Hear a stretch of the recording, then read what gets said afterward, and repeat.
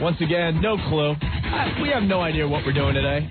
It's smorgasbord. Let's just be honest with ourselves. We really don't know what's going to happen. On any given day, not a clue. Some days we can pull it out of our ass, and other days, well, we blow monkey ass. We're like the Titanic. But, we did a lot of show prep today in the back office, coddling Earl, making sure he's okay with the world. Yeah, we did. How did that meeting go? I was in the office, but I was busy playing Soldier of Fortune while you guys are having an in-depth meeting with Earl.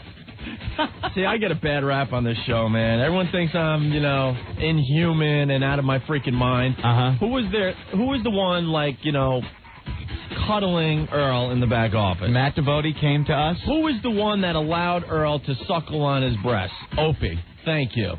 Matt Devote came in. Well, uncaring son of a bitch. I can't help it. I was in the middle of a very tough level. Couldn't get off your Soldier of Fortune game for 2 minutes to talk to a guy that's been a little sad about the abuse he's been taking on our radio show lately. Like I cared? Did you see the shot I made? Yeah, oh, my God. Psycho Mark almost creamed.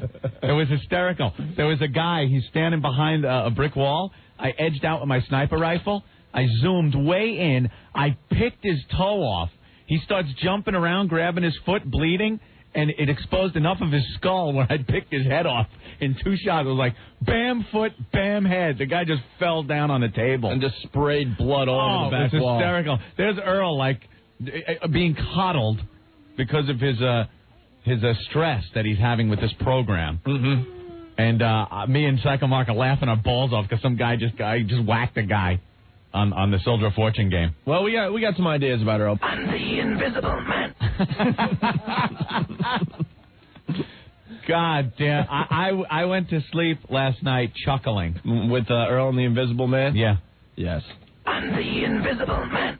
Stop that. The Invisible Man. All right, where's Earl? It's time for his decision. Yeah, we gave him a choice yesterday. He was having such trouble with the program yesterday, feeling that he was the brunt of a lot of our abuse yesterday. And we gave him a choice because he was getting all cranky. He wouldn't come on the phone. He'd hang up on us in the middle of our conversation with him. And we gave him a choice yesterday. Told him to think about it overnight. Do you want to be part of this program? Do you want to leave this program? Right. It's a final decision. If he chooses to be on this program, he will be on this program, I guess. Well, and I discussed some options today at lunch.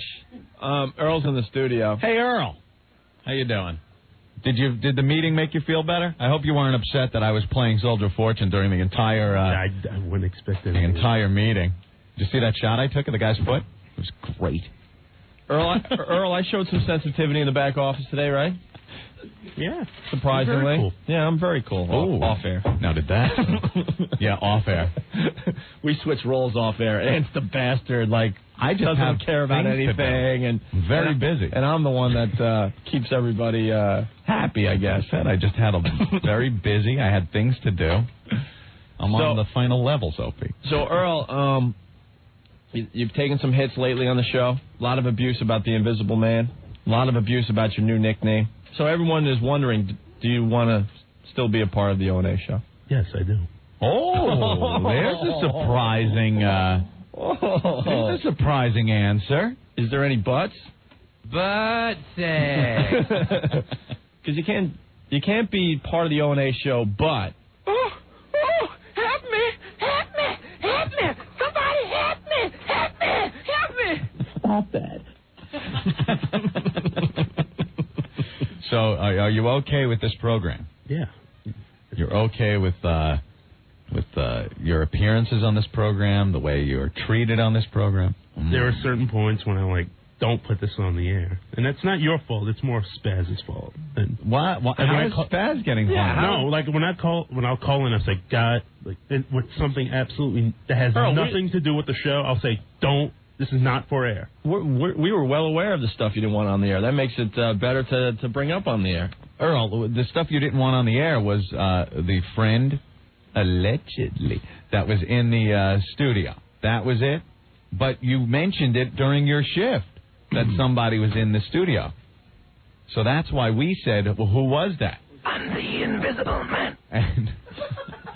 And we went on to say that there wasn't anybody in the studio. And then it gave us 2 hours of hilarious radio yesterday. Hilarity. We know who was in the studio. We know. And I'm the Invisible Man. And I think it's time to expose it. Earl, it was the Great Kazoo, wasn't it? From the Flintstones. Remember that from the Flintstones? Only Fred and Barney could see him? Hey, that was the Great Kazoo. Where is he? Wait. Hello, dum-dums. Well, Earl Douglas. I'll get Fred and Barney. We'll go bowling. I don't like being referred to as the Invisible Man. All right. Kazoo! Hey, Kazoo! Or we could write you off. No, Great Kazoo. Well, dum-dum. Yes. Earl. Earl, so you still want to be part of the show? Sure. Definitely. Ant and I are not really sure that... Yeah, we did a lot of thinking. You're capable of handling the abuse that we throw at you. Yeah, some people can choose to want to do something, but then other people can see that maybe they're not into it. You know how the cops have to take a stress test and stuff like that, a psychological evaluation? The guy might want to be a cop really bad, but the people in charge might see that maybe he can't handle it, and it's in his best interest that he not be a cop. Well, maybe it's in your best interest that even though you want to be part of the program, that you're not part of the program anymore. You seem a little unstable. Little wrapped, a little too tight. That could be true. Yeah? Yeah. So we're thinking of a scenario here. Yeah, some way where maybe everyone will be happy here. We're thinking of killing you off. You ever see how they do that on Not TV? literally, but... No, in the sitcom sense. You ever see how they do that all the time? They kill off a character? You've been a part of the O&A show for almost 2 years. Right from the beginning, one of the initial characters. And we're thinking of... you are part, like if it was like Happy Days, you would be like the Richie, Potsy, Ralph Malph. No, he obviously would be Sticks. Sticks. The only black guy in Happy Days. Hey, reference of the day yet? Very good. I got to give you a reference of the day. All right. but as far as the people that were on the show right from the start, you know how that was. Richie, Potsy, Ralph, Fonz, all there. Got to be Chuck. Chuck. Well, Chuck was there from the beginning, but you saw what happened with Chuck. There's a good example. He just came up with one. Yeah. Chuck just disappeared off of Happy Days. So the brother. I guess what Ant's trying to say is we're going to write you off the show, so we just need a scenario. Like, do you just disappear like Chuck did? Maybe he just disappears and no one ever talks about him again. Right. You just walk off with the basketball and then never to return. Pull maybe like a Chrissy Snow off of Three's Company, where all of a sudden you leave and sometimes they get a phone call from Chrissy. You ever see that? But you never hear Chrissy's voice. You never see her face. But the other one's on the phone and she's talking. She hangs up and goes, Jack, that was Chrissy. She says hi. But there's never any voice of Chrissy or anything. Or Mrs. Cunningham. Yeah, Mrs. Cunningham. Oh, Chuck just called. You never see Chuck. You never hear his voice. They just refer to him on the phone. Maybe occasionally we can get up and go, hey, look, Earl was on the phone. We just talked to him.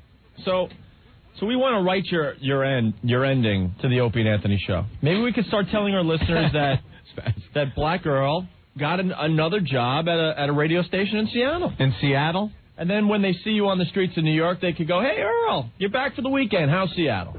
Yeah. Like Frasier. Right. Frasier, after Cheers, he went to Seattle and did his little psychology show on the radio. Now, Earl, if I was the one going to be killed off from the O&A show, I would want to go out in a blaze of glory. Yeah. Oh, wouldn't that be great? I think we all could remember one that was just a dramatic ending to a character, Earl. Yeah. Let me give you an example here.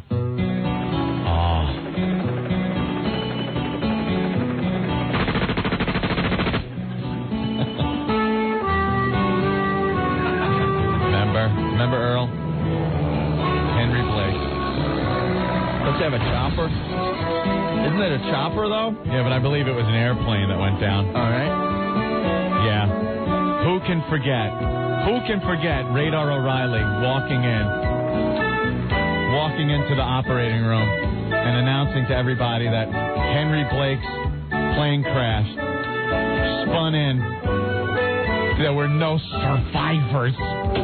Remember?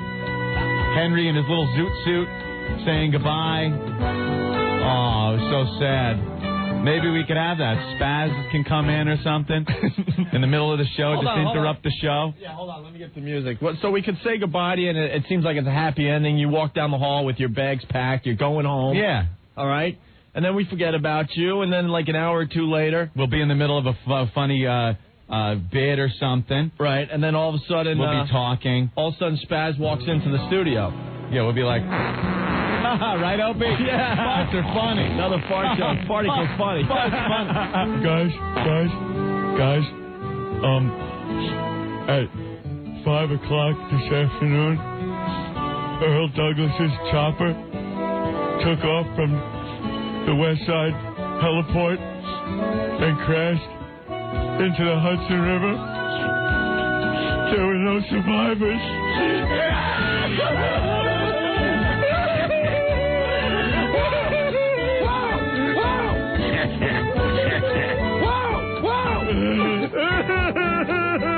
And then we could continue to do our show with our eyes all welled up with tears.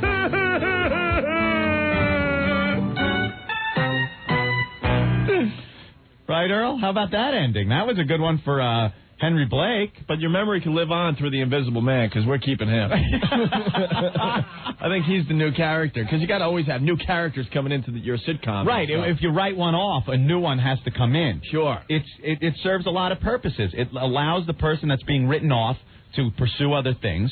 It makes a star out of the new guy, and it is a guaranteed ratings grabber. Mm-hmm. When they write off people on a show, ER, remember that? What was her name?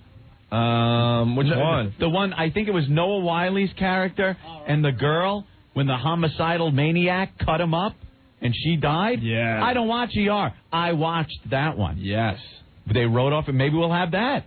Maybe we'll have a homicidal maniac who gets through the tough, rigorous security here at WNEW come in and just hack Earl to pieces.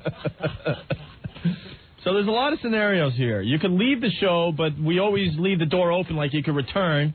And every once in a while, we just check in with you with a one-sided conversation with a phone on the or something. phone, where we don't see you or hear you, but we refer to you on the phone. All of a sudden, out of commercials, they'll go, "Hey, Ant, you know who that was? It was Earl. That was Earl, checking in from Seattle. He just called. He's doing great with his new radio job out there. Remember?"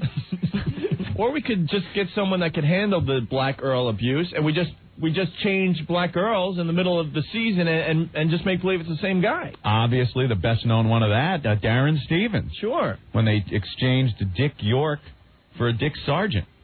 They switched Dicks right in the middle of the season. No one knew. So I think that's an option. Or a lot of people are saying the Seinfeld thing. Remember that? Yeah, where you're just arrested. George's wife-to-be. When she was licking the envelopes. Earl could be licking the envelopes for the WOW stickers and get poisoned. And kill him off that way. In sort of a comedic Seinfeld fashion. Hey, what happened to Black Earl? Right. Now everyone's coming up with suggestions, Anthony. Let's see what Charlie thinks Earl's end should be. What's up, Charlie? How's it going? Good. Brian's song. Let him get cancer, and you guys keep going on for like a week or two, as his condition gets, as it worsens. Should we give him that's another thing, too, a disease. A disease. So we give him a disease, and we milk it for like a week. Yeah, and you play the song every time. Yeah, we slowly fade you out, Earl, and then, you have a dramatic ending where you have to say goodbye to everyone. That's a good one. and like one of you guys can give a speech every, to the listening audience every couple of days. And in the background, you play that song that every time, Brian Piccolo was dying. Yeah. And we all could cry. What was that song? God, does anyone remember that? Was it called Brian's song? It was Brian's song, yeah. Oh, if we could only get Brian's song. Try to get that. That's a good scenario. That is a good one. Oh, this is a good one. Paul from Lawrence checking in. The famous dream sequence. We wake up, or someone wakes up, and Earl was never there. Or Earl wakes from a dream and there's no radio show. I like the Bob Newhart, the second show. Where he wakes up and his old haggard wife is in bed with him. Or Dallas. Remember that one? Oh, well, I had the weirdest dream. I was a character on the Opie and Anthony Show. But everyone knows NEW is the Rock of New York, and I have to go help Scotzo today. What a strange turn of events that dream was. I wonder what Opie and Anthony, that's the weirdest thing. Everyone knows this is the Rock of New York. I had a dream. You were there, and you. Yeah, we can put you in pigtails and have you on the bed, and we'll have Spaz and Ant and I and Rick and Psycho Mark and Ben all around the bed, telling you it was a bad dream. The Cowardly Lion. And then we could have, like, I could be the Scarecrow or something, or Opie could be the Tin Man. Mm-hmm. Right? Right. TJ, what's up? What's going on, guys? How are you? I think you should do like a Who Shot Mr. Burns, Who Shot Black Girl. Or you could be, mysteriously shot. And then, because then that'll help us with our storyline of our show. Then everyone has to figure out who shot Earl. And then with the Mr. Burns, I was like, the obvious choice was Homer. With this, the obvious choice would probably be Psycho Mark. Right. Always running around doing the AK. And you could just tease that along for a couple of weeks. That's brilliant, man. God, that'd be great. Who shot Earl Douglas? Oh, that's a good one. What? Oh, Scooby-Doo ending, where we rip off Earl's mask, and it's our old boss. Hey, what's up, guys? I'd have gotten away with it if it wasn't for you meddling kids. Where's my ice cream cone? God, the Scooby-Doo ending. We should do the Scooby-Doo ending. Scooby-Doo ending. Oh, that would be great. Hey, you got me, guys. I'm back. Oh, my God. It's you. We didn't expect it to be him. He was posing as Earl to try to change the format another time. Oh, my God. Oh. Or we rip it off and it's the old promotion guy. Hello. I was posing as Earl to get another satellite dish. Oh, if it wasn't for you meddling kids and Scooby-Doo, I'd have gotten away with a DSL system.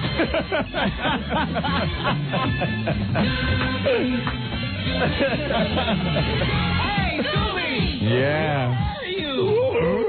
Ponderous. Hi. I'm Shaggy. Effing ponderous. Yeah, Casey Kasem was Shaggy. The voice is Shaggy Doo, a little dog named Scooby-Doo. Andy, what's up? What you could do is send Earl into the woods to film a documentary about WoW. And you could call it the Black Witch Project. Or the Black Bitch Project, because he whines so much. I shouldn't have come here. Ben! Right. I'm sorry about WoW, guys. Right. I should have sent more stickers. I love you, Mom. What is this? This pile of self-addressed stamped envelopes in front of the tent. You went there this morning. There's 3 piles all around my tent. Big shot of him, little snot running out his nose and his eyes watering up. Better use a wide-angle lens. Oh! Oh, my God. That is awful. All right, Andy, thank you. Later, guys. Bye. Well, we're coming up with some great ways to write you off. Oh, the listeners just coming up with a bunch of them. Have Earl go downstairs and reach for his wallet and get shot 40 times. Oh, my God. That's not funny. That's terrible. I'm just reading them as I see them. Yeah. Like The Sixth Sense, Earl was white the whole movie. Oh, my God. Wow. Well, how about like Thelma and Louise, where he gets in the van? Oh, he gets in the WoW van and drives off a cliff? yeah, Earl, how do you want to go out? Yeah, maybe we could just... Do you want to go out in a blaze of glory, or you want to leave the door open where you might come back? Big Yankee fan, you could get prostate cancer. We could kill you off every week like they do Kenny on South Park. Oh, that's a good idea, too. You killed Black Earl, you bastard. You bastards. There's so many ways we could get rid of you. I think he's got to go out like MASH, though, with Spaz coming in and making the announcement. Making an announcement with the touching departure instead of the wacky comedy departure. Yeah, like he leaves, there's the memories, we're all happy. We're happy he's going home. We're happy he's going to something he's going to enjoy a little better than the abuse of this program. Right. And then Spaz comes in and announces. Then just a tragic twist of events. Chopper went down. His chopper went down. You could see, like, as he's leaving, Spaz could be all teary and salute him as Black Earl walks to the elevators. Right. And then walks down to the streets of New York and waits 3 hours for a cab that never shows up. And the camera just slowly fades all the way back, but you still see Earl trying to get that cab. Might get hit. But you just know inside, and he's going to be okay, and he's going to eventually get that cab. Taking off. For some reason, he's in a helicopter. I have no clue why. Where is he going in the helicopter? Back to Forest Hills. Back to Forest Hills. Yeah. Right, because he can't drive. And his new life. His new life in Forest Hills. And all of a sudden, oh, my God. His chopper went down. There were no survivors.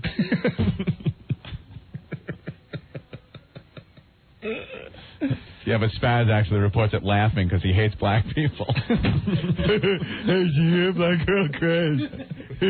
Stupid. So we'll think of something, Earl. All right, Ant. We got to take a break, but Earl, thank you.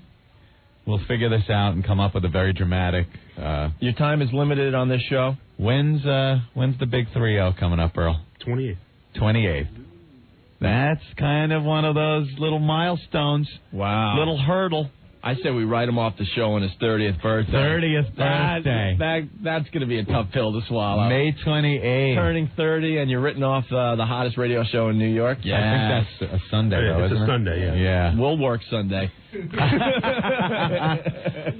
We'll write you off on your 30th birthday. Oh, my God. Happy birthday, Earl. All right. Well, the title of the episode, Happy Birthday, Goodbye. A very special episode of Opie and Anthony. Goodbye, old friend. Goodbye, Black Earl. All right, Ant. Let's take a break, okay? All right. It's Opie and Anthony.